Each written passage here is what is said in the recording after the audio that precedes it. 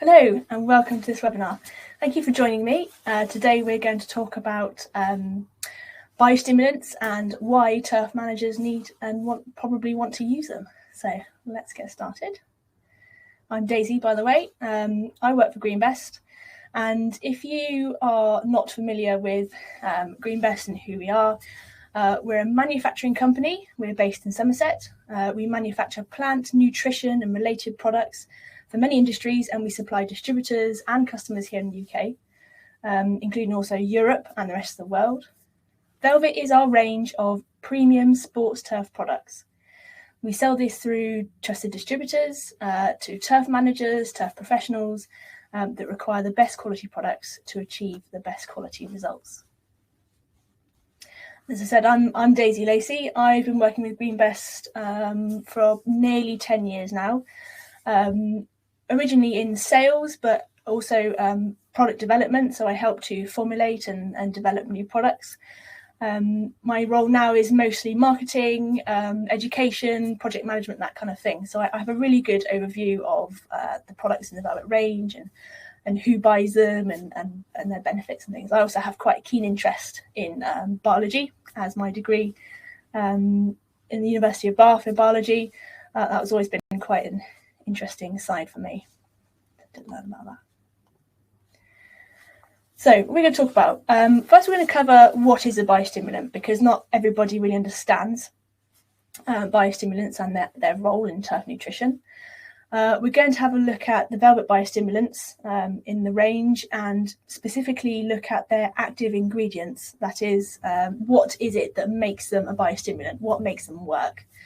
And in this, we're going to include Velvit seaweeds, onyx, aminade, the humic and fulvic acids. And all of them are slightly different. It's very interesting, the differences and the different benefits that they have on turf.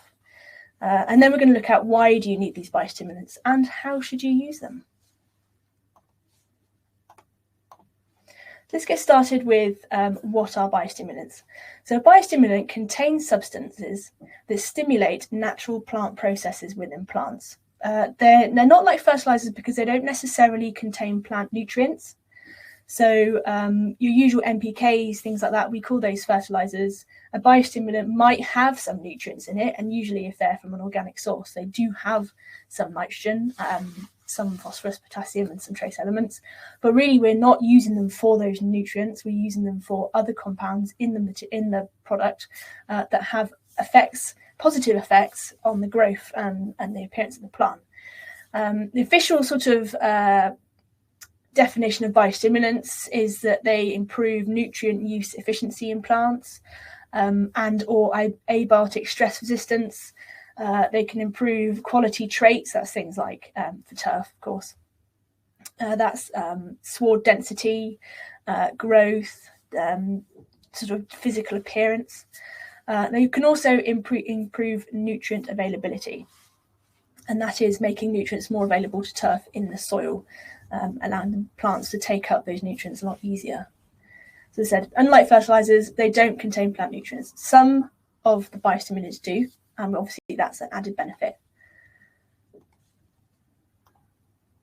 So the first one we look at is seaweed, and seaweed is probably one of the oldest and most original biostimulants that we have in the range, and turf managers have been using seaweed for many years, back to when they used to sort of get it out of the sea and compost it and put it onto the greens and the fairways and things. So seaweed is just like a standard biostimulant. Everybody knows it. There's lots of different seaweeds on the market. And generally, the one that we found works best for our customers is a seaweed made from Ascophyllum nodosum. This is the sort of Latin name for knotted rack. It's a type of seaweed. It goes around the north of the UK. It's harvested off Scotland and Northern Ireland, and it is sort of milled and processed to create this liquid that can be sprayed onto turf. The good thing about the Ascophyllum nodosum is where it grows in the shoreline, it's constantly being stressed out. It's subject to really dry conditions. When the tide goes out in the sun, it gets baked, it's hot, it gets a lot of UV attack, and then it be submerged again in the winter. It's cold, it's wet. it has a really hard life. And so because of this, it has to have some chemicals inside it, some plant hormones to help it cope with that. And the hope is when we're taking the seaweed out and then processing it to put it on turf, we can share some of those lovely stress relieving compounds with the turf. And it does appear to work. So there's trial data to suggest that seaweed, actually does have good effects on turf growth. What's in the seaweed? So we've got macro and micronutrients. Obviously, those will help to feed the turf a little bit. It's an organic material. The higher the solids percentage of the seaweed liquid, the more organic material there's going to be in there and the more nutrients. But said, you don't always apply seaweed just for nutrient content. We've also got polysaccharides. These are basically like long chain sugars. These provide food for bacteria and fungi in the soil. There's amino acids. These are the individual components of proteins. So everything that's living, plants included, they need amino acids to create proteins to create their cells. So they're the building blocks of proteins, and we'll have a look at amino acids a bit later in the webinar, because Aminade that's all about amino acids. Plant hormones that you find in seaweed biostimulants include cytokinins, which are made in roots and help with root development, auxins, also known as plant growth hormones, and gibberellins, which are also plant growth promoters, but focus more on leaf growth and germination rather than auxins, which are more sort of like top growth. So you don't get equal quantities of all of these in all seaweed products, and it just really depends on where it's harvested, because organic material changes all the time. Is very affected by the way the seaweed is processed, and there's quite a few different ways of doing it. So we've got in the Velvit range, we've got two different manufactured seaweeds. So first of all, our two regular seaweed liquids, if you like, which are the 20% and 8% solids products. These are made with an alkali hydrolysis method. And this means that the seaweed is harvested, milled, mixed with an alkali solution and heated up. And this breaks down the seaweed so the solids and the active components can be filtered out. The pH of the resulting liquid is usually adjusted because it can be quite high because there's an alkali mixed with it. And then it's stabilized so it can be bottled and then have a good shelf life. That's the two products in the top lines there. We also have a cold pressed seaweed. And if you are sort of interested in seaweeds at all, you'll have heard cold pressed seaweed a lot. It's usually a bit more expensive. It's really because of the way that it's manufactured. So just like extra virgin olive oil, cold pressed seaweed is made very differently to the alkaline hydrolysis. It's made by harvesting the seaweed, milling it, and then putting it through a very high pressure system, which ruptures the cell membranes. And so it doesn't use any heat to make the seaweed a liquid, essentially. And then it's passed through a very fine mesh to sieve out most of the pieces that we don't want to go in the liquid. And so what you're left with is a liquid that is not affected by heat, still very much the sort of delicate plant hormones and any compounds in there are going to still be quite active, whereas with the alkaline hydrolysis, the heat and the alkali will affect some of those. The two methods provide quite different products. So cold pressed seaweed generally contains less solids, but more of the delicate hormones, polysaccharides, other ingredients, etc. As I said before, cold pressed seaweed is also generally more expensive because of the costs involved. And really the difference between the 20% and the 8% seaweed, so I've got one around, so the 20% and 8% seaweed on the bottom two, the cold press is on the top. That's just the sort of concentration of the solids, really. So it's really about price point. So if you obviously per litre, the 20% seaweed, when you're actually applying it per hectare, 20% seaweed is going to be the most cost effective, but buying bottles of that is quite an investment. So we also do the 8% seaweed, which has just been quite a popular thing for the last few decades that we've been selling it. So also, just very quickly, these are sort of not really technically biostimulants. They've got NPK in them, so they are NPK liquid feeds that contain seaweed extract. And we do these in the Velvit range because these sort of things have been very popular for us in the last sort of 2 decades that we've been manufacturing and selling to turf managers. So these are a nice combination as you get benefits of seaweed biostimulant alongside the growth and colour improvement that you get with liquid feeds. They're technically classed as organo-mineral because they have some mineral nutrients added in.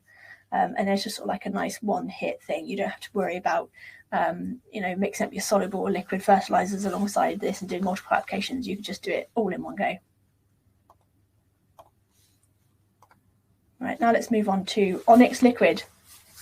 Onyx Liquid is one of our unique fertilizers, biostimulants. We're really very proud of Onyx, and we like it a lot. So we have 2 forms of Onyx. We have a liquid one and a granular one. We'll start with the liquid. You'll notice these products are OF&G registered, and that means they're approved by the organisation called Organic Farmers and Growers, and that's for use in organic systems. So if you have an environmentally sensitive area or you want to move towards more sustainable plant nutrition, then looking out for this sort of certification is quite a good idea. So Onyx is a plant-based liquid biostimulant fertilizer. It's a thick, dark brown liquid. It has a molasses-like smell. It's quite sweet. And that's because its main ingredient is a byproduct of the molasses industry. Onyx, when used on turf, helps to condition against stress, stimulates the soil biology, and enhances seed germination and establishment. And like any organic liquid, Onyx Liquid has macro and micronutrients to help with plant nutrition. The organic sources of the nutrients are very useful to plants and other life forms living in the soil. So really it just has a very nice all-round effect on turf health. Supporting that soil biology really helps to support the plants as well. And the key focus on Onyx Liquid really is the amino acids. Again, I said they're the building blocks of proteins, and grass needs the proteins to build healthy cells. Grass can create its own amino acids, but having some in the soil that it can take up, it always helps reduce energy costs to the plant. And certain forms of amino acids are taken up by plants. Some can chelate nutrients in the soil, and we'll come on to that in a little bit. So looking at the Onyx liquids that we have available, there's 3 versions. The first one, which is Foundation. This is the OF&G registered organic liquid. It has an NPK of 3.5, 0, 4.3. And this is the original formulation that we have. We also have the 2 sort of additional formulations with extra things added. So the second one is iron, which contains a small amount of iron sulfate. It's not for moss, not to affect the moss at all. It's more just to stimulate a little bit of green up. It's only 1.2% Fe in there. And then the third one is Sugar Plus. So this has got added sugars, various other really useful ingredients to stimulate the soil biology. So this is really about soil biology in this product. It's got about 16% sugar in there as well. We also, let's move on to the granular version. So Onyx Granular is basically a solid version of the Onyx Liquid. So it has much the same benefits, but it's in granular form. So you can achieve a much higher input rate with the granular. This granular version is also OF&G registered. Benefits are the same as the liquid: conditions against the stress, stimulates the soil biology. It has been, well, anecdotally, customers have told us that it enhances seed germination. So if you are seeding, the nutrients that Onyx really help to get that seed established a lot faster. It also has obviously micronutrients in it because it's organic, and the high levels of amino acids, which I think are mentioned on the next slide. Yeah, so we've got a mini version, which is 1 to 2 millimeter grade granules. That's suitable for your teas, for example, and your golf greens. And then the regular grade, which is the 2 to 3 millimeter, that's more for sort of fairways, domestic lawns, that sort of thing. And the amino acids in the mini grade is about 11%, and the regular is about 30.31%. And it's a small, I'd say, a small black granule. It does dissolve into the soil. It's not slow release or controlled release, that nitrogen is a 4 to 6 week release period. The granules, they just wash in with a bit of rain. So yeah, it's a very popular product, and so the granular is really good for achieving those slightly higher input rates as opposed to the liquid one. Let's go to Aminade now then. So Aminade basically is a concentrated amino acid liquid for use before and during periods of stress. So Aminade is a concentrated liquid that has those building blocks of proteins inside them. It's for stimulating growth and improving defense systems. Also helps with improving absorption of applied fertilizers.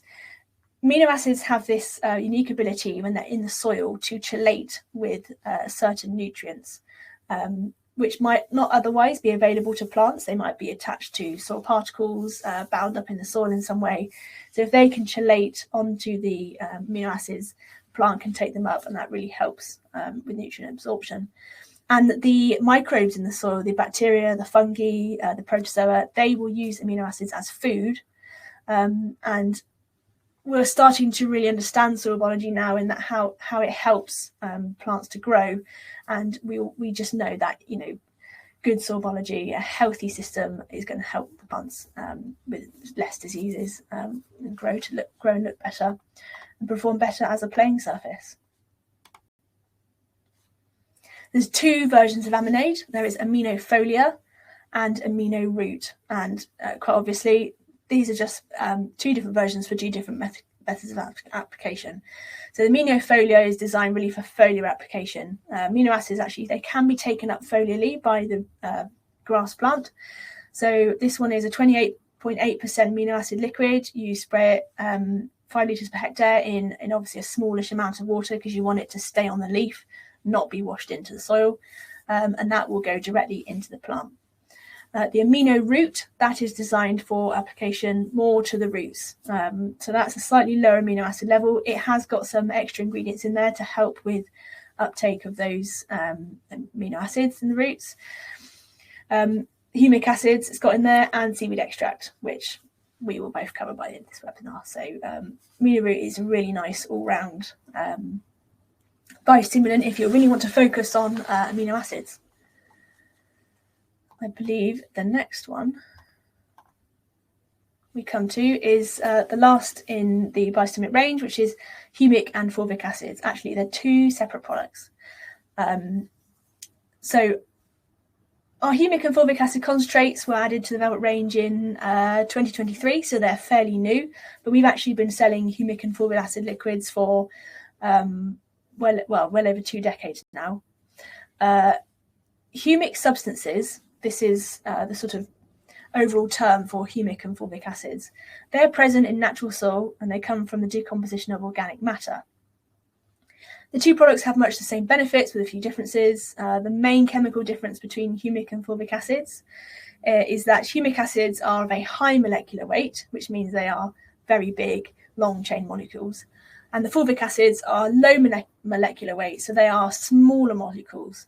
And so this means that whilst both can be taken up by the roots, it's only the fulvic acids that can be taken up directly into the leaf, because they're smaller molecules. They find it a lot easier to get across the cell membranes of the plant. So when we use fulvic acids, that's generally foliar treatments, but can also be root, whereas humic acids is more of a root treatment, something for the soil. Right, so here's a bit of an overview really of the different benefits of each one. Using either is going to be of great benefit to the turf. Humic acid concentrate, that will help with nutrient retention, as it's known to improve the cation exchange capacity, or CEC, of soil.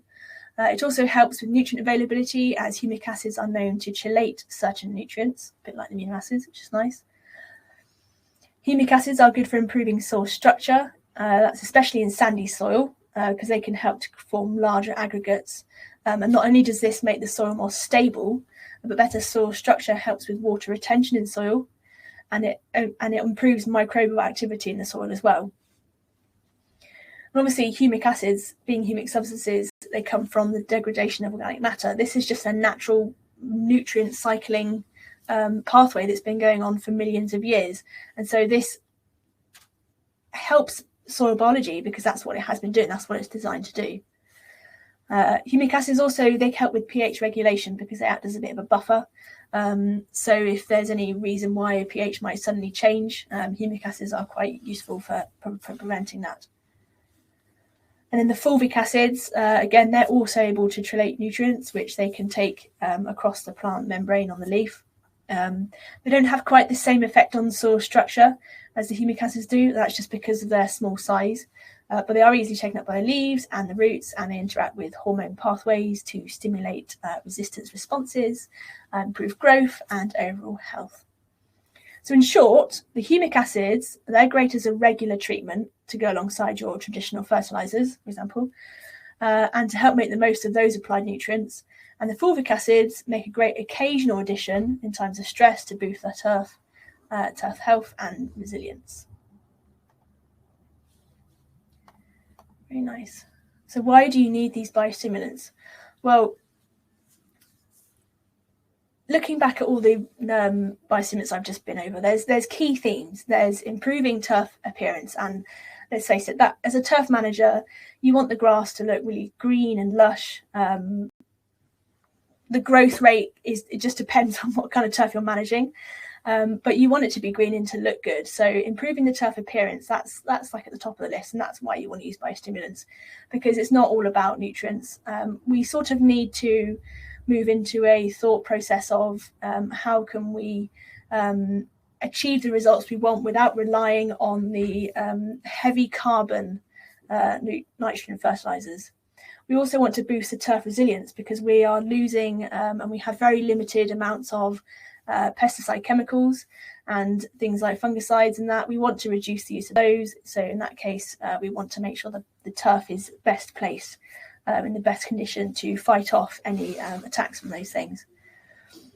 Any fertilizers that we do use, we want to get the best results from those. So we don't want to apply costly fertilizers that the turf doesn't use and then it just gets washed away, leached away. We want the plants to be able to use those fertilizers. So using biostimulants is not just about the plant itself, but also about helping use with the other products that you want to apply. And then, as I said before, reducing the carbon footprint. So if we are helping plants to make the best of the fertilizers they have, also keep healthy, requiring less fertilizers, that's going to help reduce carbon footprint, because things like urea, for example, has quite high carbon footprint, and that is traditionally something we would use to get grass looking green and growing well. So biostimulants, really, there's no reason not to use them. They are just almost the future of plant nutrition, if you like. So how should you use them? I know this sort of seems like a bit of a silly question, but there's lots of flexibility with biostimulants. Obviously, you use the suggested application rates, but unlike fertilizers where there might be dangers to over application, biostimulants usually are quite sort of plant friendly compounds and liquids and things. So you can flex it a little bit. I'm sure that most turf managers will have amended an application rate of a biostimulant at some point to see if they can get away with using a little less and getting the same sort of, a similar effect, or applying a bit more to see if they can really up that response. You can usually tank mix biostimulants. We'd always suggest that you do a test for this, and that basically just means grabbing a jar or a container and then creating a small scale mix of the biostimulant and whatever else you want to tank mix it with. Whether it's NPK liquid or a pesticide of some kind, or an adjuvant or water, a wetter. So that we always do a test, suggest a test for those. Ideally, when you're using biostimulants, you want to keep records and make observations. So make a record of when you applied it, possibly the conditions you applied it in, and then make your observations maybe like a few hours later, a day later, a week later, and then you can use that down the line as a way to sort of recall how the turf reacted to the product and whether or not it's worth buying it again. You can use biostimulants as preventative measures. This is really good, as we said, to help with the turf health in the resilience. This is not going to be something you can do reactive. This is something you want to apply before a problem hits. So if you're wanting to avoid a disease that you often experience at a certain time of year, put the biostimulants on before that. It's like with wetting agents as well. We always want to apply wetting agents earlier in the spring before the dry season comes. It really makes such a difference when you use them as preventative measures. And so biostimulants, also, you can just add them to your program. They can be regular things, or you can just use them as you need to. Just keep them sort of in the sheds and just use them as you feel that you want to.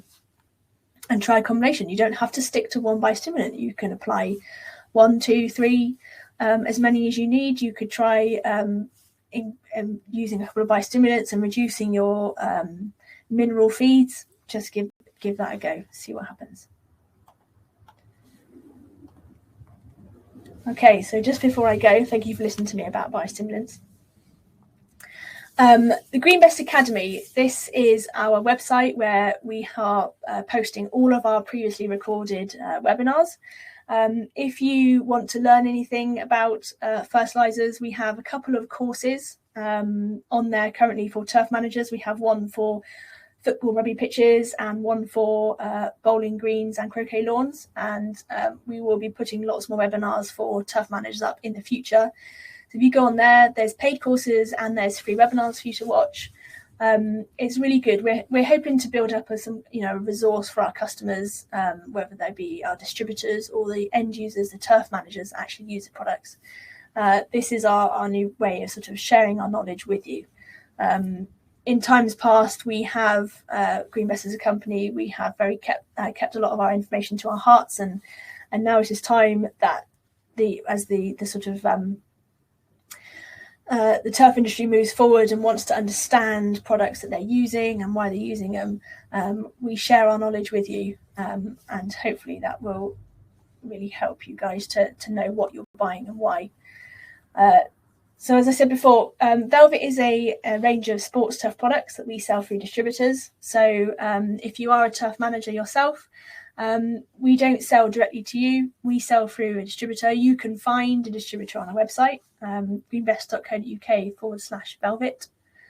And they can provide you with brochures, information, prices, everything like that. As I said before, also take a look at our GreenBest Academy because there is some information on Velvit products on there.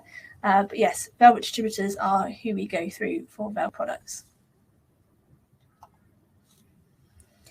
If you want to become a distributor, I should say this, if you're interested in becoming a distributor of Velvit, please do get in touch. We are looking for distributors certainly around the world. We export to most continents, so we are always looking for distributors. Please get in touch with the details on the slide there. And thank you for listening to my webinar. So my name is Daisy. I've been working with GreenBest for about 10 years. It's really nice to be able to do webinars finally and to talk to everybody about the products. And hopefully, as time goes on, we have more time. We can do some really detailed webinars on specific products, really to help our distributors to sell the products or to help turf managers decide which ones they want to buy. If we will be sending out an email with a recording of this webinar, so if you missed the beginning, or you want to watch the whole thing again, or you want to share it with a colleague, look out for that email. There'll be a link in there. And then once we've gone past a certain date, we will put this webinar on the GreenBest Academy so it can be watched there forever. So that's great. Thank you very much for joining me.